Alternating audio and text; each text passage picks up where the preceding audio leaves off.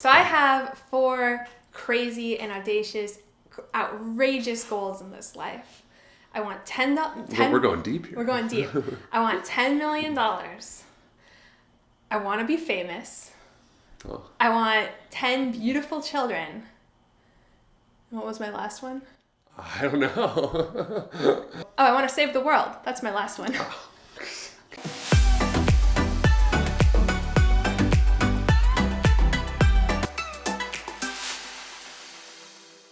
Hey guys, it's John and Shannon here at That DIY Couple, where we make videos about becoming the best version of ourselves. Today we're going to be talking about another topic related to financial literacy and our net worth, which is the second series in our video. The first series, which we have linked down in the below, we talked about our relationship with money, growing up with money, and where we kind of came from financially. Today we're going to be talking about our financial goals and our financial philosophy. Specifically, we want to talk about the FIRE movement, which is financial independence, retiring early, why we've come to that movement, what it is about, what its tenets are. Again, as we said in our first video, you might disagree with this, but this is just the methodology that we're following, and we'll explain how we got there. And our interpretation of this movement.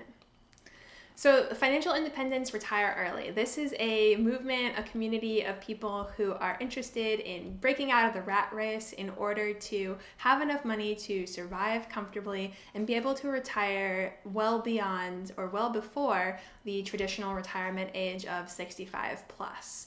And so you may have heard of some of its more, important figures like Mr. Money Mustache or Early Retirement Extreme, Financial Samurai, things like that. But the basic gist is that in order to retire early, you need to save more than you earn. I think even before we get into the details, it's important to distinguish the word retire, because Right. I think that throws off a lot of people. Retire really means that you don't have to work for money. It means that you could work if you'd like to work for money, but you're not financially obligated to work in order to maintain your current level of living. I think that that's what financial independence means. I think retire early is like retiring early. I think financial independence means that you don't have to work for money. But actually pulling the trigger and retiring early is retiring early. But that gets to an interesting point. Well, I don't want to stop working. Which is that I'm into the whole thing, the whole shebang, financial independent, retire early. John is into financial independence, but wants to be working at his gravesite. So it's an important John's distinction. John's going to be on his deathbed being like, I should have worked more. No, it's an important distinction because some people don't like working or don't like doing their job. I happen to do a job that I really love doing, and even if I wasn't doing this job, I'd love to be doing something else. I think Shannon is always going to be doing something that is more than, just absolutely nothing all day. I want to be doing something that's really super meaningful to me, and I want to have the flexibility to do it for no income. Right. So I think that the basic introduction to the FIRE movement is it's a bunch of people who are interested in not having to slave away at the office or work, building somebody else's dream, and are able to pursue doing whatever it is they want, if that, including retiring early. And so there are different variations and flavors of FIRE. For reasons that are really complicated and unfair and beyond the scope of this video, people have different levels of privilege and enjoy different levels of income and start at different bases in life. There are people who graduate from graduate school with zero debt and $5 million in a trust fund, and they're going to be in a very different financial position than somebody who is the first person in their family to go to college, or somebody who's not able to afford to go to college due to the high cost of education in the United States or abroad. And so basically people have different goalposts for retirement. And so there's a movement called Lean FIRE, which is like people who essentially, I think oftentimes are super minimalistic, people who have like an ethos sometimes related to the environment and wanting to consume less, who are shooting for, in the United States, a retirement withdrawal rate of somewhere like, I would say, $40,000 per year. these are not numbers that are set in stone, but that's often a number that's thrown around. And that would be for like an individual, I believe. Right. And so or if you're really extreme into not wanting to work, right. people are adherents of this topic because it's a lot more accessible and possible to achieve that withdrawal rate sooner in life. Right. So, a lot of people within the early retirement community look at the 4% safe withdrawal rate, which is something that we can make another video about. But that basically says that you need to have about $1 million saved for every $40,000 of income that you want to withdraw in retirement. So the idea is that the money that you have saved up, you don't necessarily eat into while you're retired. Or you might, but it's not going to run out until you are long dead. Right. And so I think that for people within the lean FIRE band, they're looking for to save usually about $1 million in the US and usually retiring at about $40,000 a year. Then there's kind of like the regular run-of-the-mill FIRE folks, which doesn't necessarily have a particular benchmark, but it just tends to be usually something more than $40,000 and something probably less than $200,000 per year. Again, these are the target, in annual income that you will receive from your investments when you retire. So you're not working, but you're still taking or having $200,000 a year to cover your living expenses, travel, food, whatever else. I would say that a typical goal for somebody who's a run-of-the-mill FIRE person is going to depend on where they live. So there's a concept of living in like a very high cost of living area like New York or San Francisco, or a high cost of living area like Chicago or DC, and then moving to somewhere like a medium cost of living area like Charlotte or Houston, or moving somewhere like a very low cost of living area like northern Florida or parts of Alabama. And the idea is that your money is going to go farther if you move in retirement to somewhere where things are cheaper. But that you'll have made money in a high cost of living area because even though it's more expensive to live in, say, New York, salaries are generally much higher as well. Correct. So the idea is that someone who's where your goalpost lies, if you're a member of the regular FIRE community in the United States, is oftentimes dependent upon which city you live in now and which city you plan to live in at retirement. But I would say that a general rule of thumb is that oftentimes people are looking to withdraw in retirement somewhere in the ballpark of $100,000 a year. So now we come to the next band of FIRE. The highest band of FIRE. I think this band of FIRE is called FatFIRE. So we had lean FIRE, we have regular FIRE, and now we have FatFIRE. I guess there's a band above this, which is just like obese. What I would call FU money. Yeah. You just like don't have to worry about it. Right.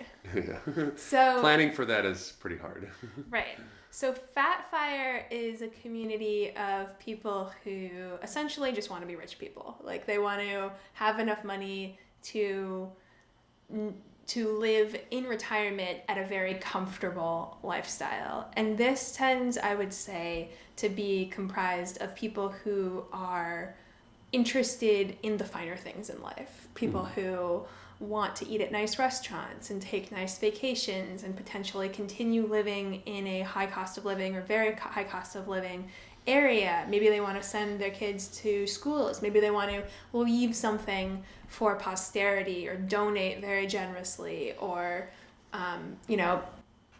or maybe they just want to continue working for a longer period of time. Or take out all their money in dollar bills and sit on it in their bedroom. Right. That's a fair So goal. this is like Scrooge McDuck. No.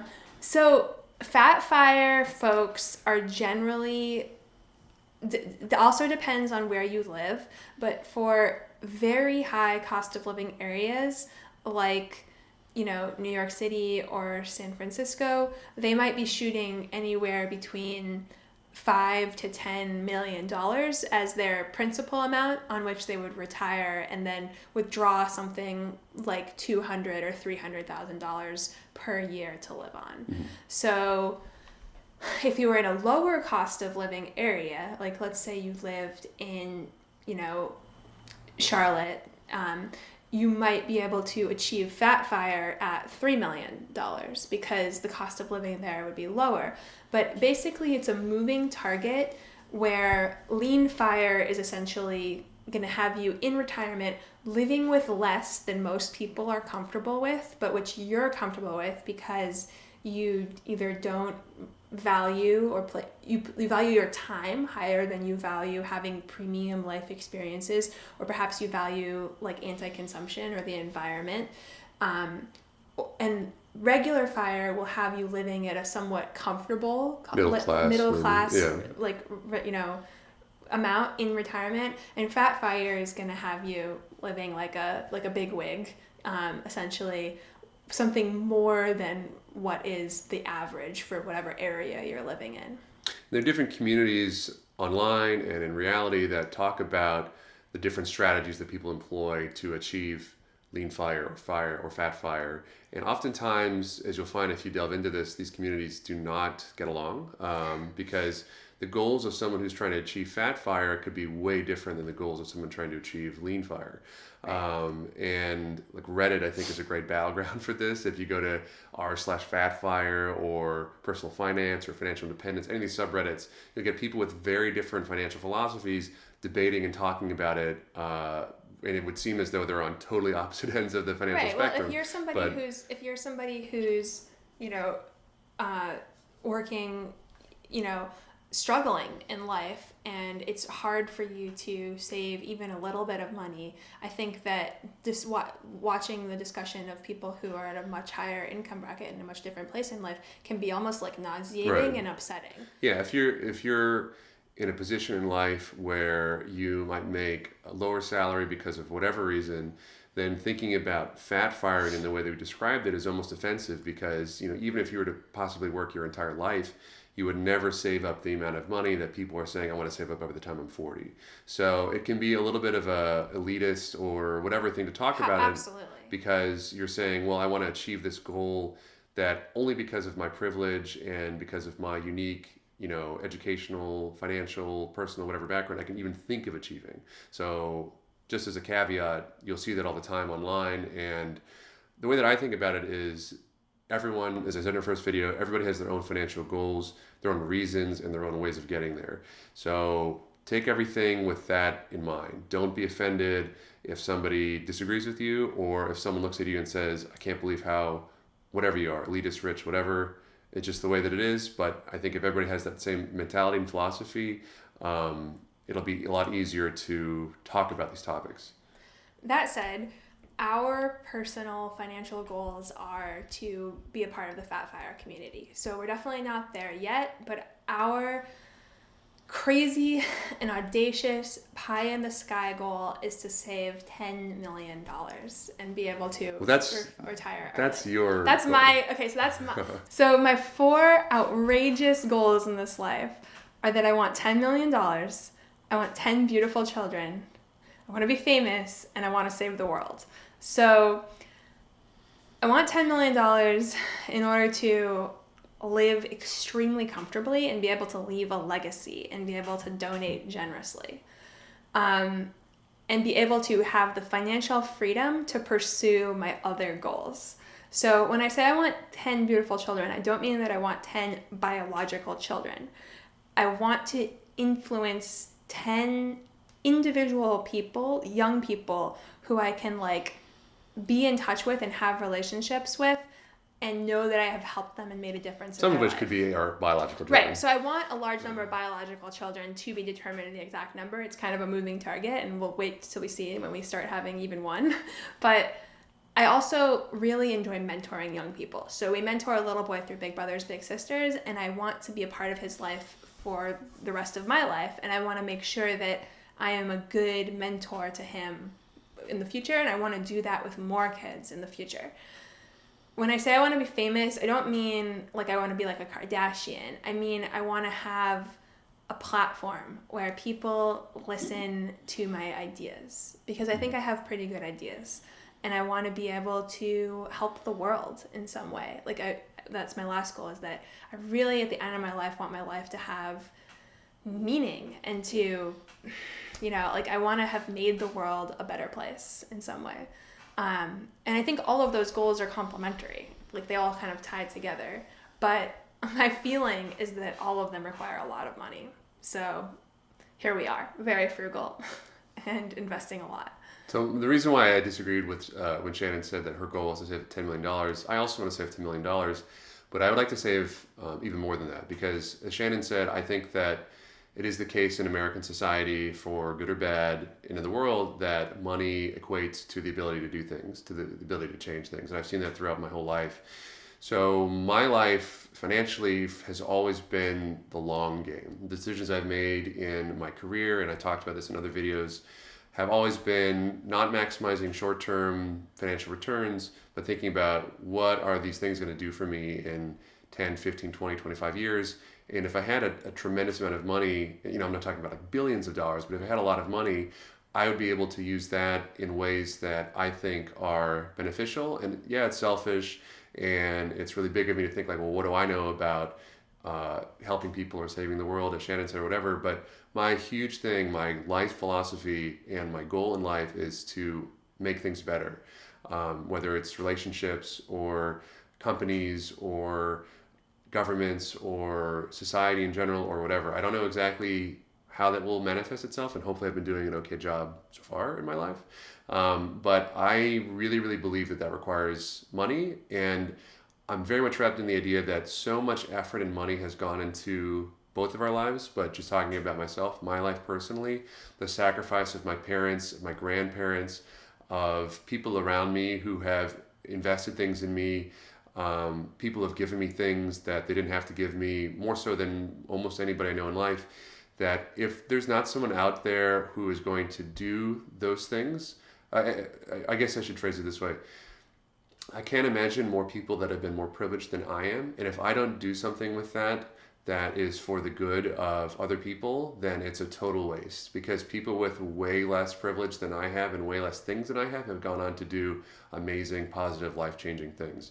So I feel a tremendous obligation and burden, because I've been given so much, and I do have a lot of privilege, and frankly, I have talents that other people don't have, that I've been able to develop that other people don't have. I feel really, really, really, really incumbent on me to do something really important with them. And if making a lot of money is a way to achieve those goals, which I have concluded it is, I'm going to do that. So my goal is to make money, a lot of money, as a means to achieve my ultimate goals of making things better in the micro and the macro way. And I'm uncovering what that is as I go through life, but that is my goal with money. I'm gonna cry. Yeah, I think that we both share the feeling that we must do, like, try to make the world a better place. And I think that we both share the frustration that we don't see a way towards doing that unless we have a significant amount of money. But we've positioned ourselves, our careers, in a way where we're going to be able, and we have been making a lot of money. And we'll talk about that in our next videos, about our finances and what we're doing, what we're making, and how we're achieving those goals. But that, hopefully, talking about our goals explains why we've come to this particular financial movement in the way that we have. I have a lot of friends who are adherents of the regular FIRE movement. And I even say I have a couple of friends that are adherents of the lean FIRE movement. And we're not adherents of that personally, just because of all the things that we've said about what we want to do with money and the goals of our life. So we've read, we can talk about a video about all of our financial history, like how we got there, all the different books that we read, primarily Shannon obviously read, but all the things that we have talked about and discussed to get to that position. But for the past, I would say 2 or 3 years, we've been very much on this bandwagon, and specifically like the FatFIRE movement, I would say we've been real big adherents of for the last year. We're actually really active in some FatFIRE communities, including on Reddit, where we talk about and contribute to... Yeah, we're a moderator of that community there. Yeah, we contribute to the discussion about it, and we're learning more all the time about it. But when we go through our net worth calculations in our future videos, just bear in mind that the reason why we're doing the things that we're doing, we live very frugally, I think, relative to the amount of money that we make, and you'll see that in future videos.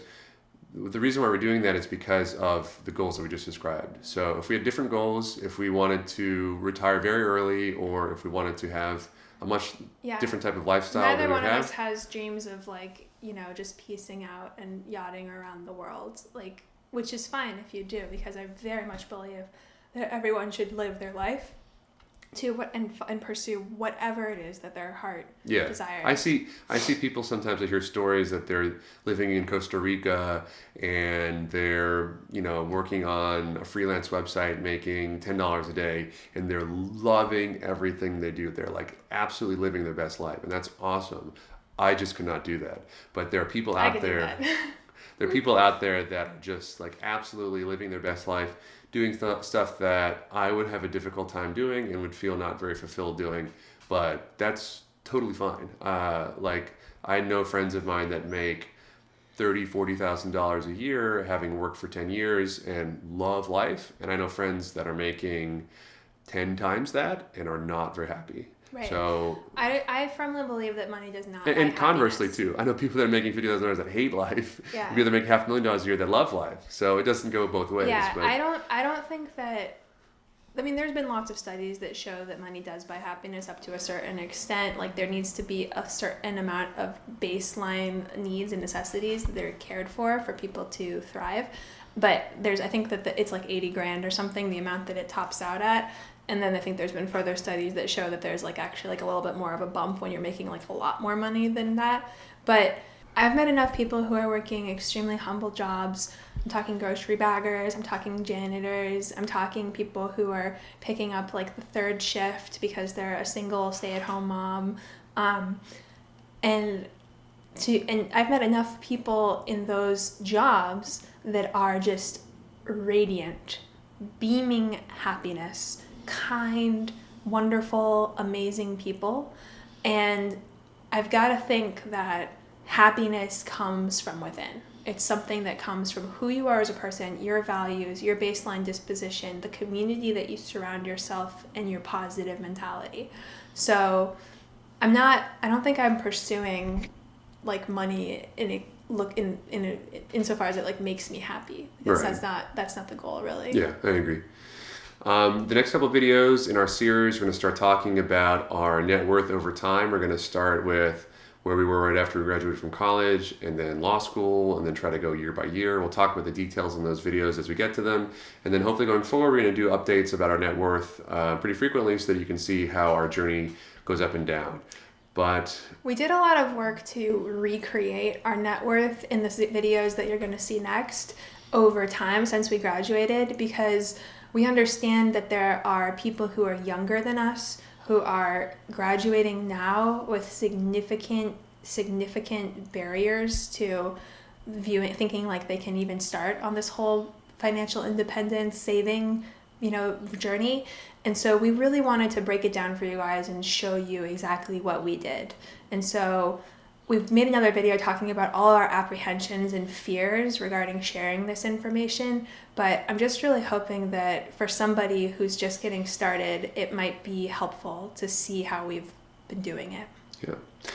That's it for this time, guys. Thank you so much for watching. I'd love to hear your financial philosophy in the comments if you have one. If you disagree with ours for whatever reason, if you think that we're insane for whatever reason or not, that'd be great to hear too. Definitely check out our previous video if you haven't, and the next videos in this series.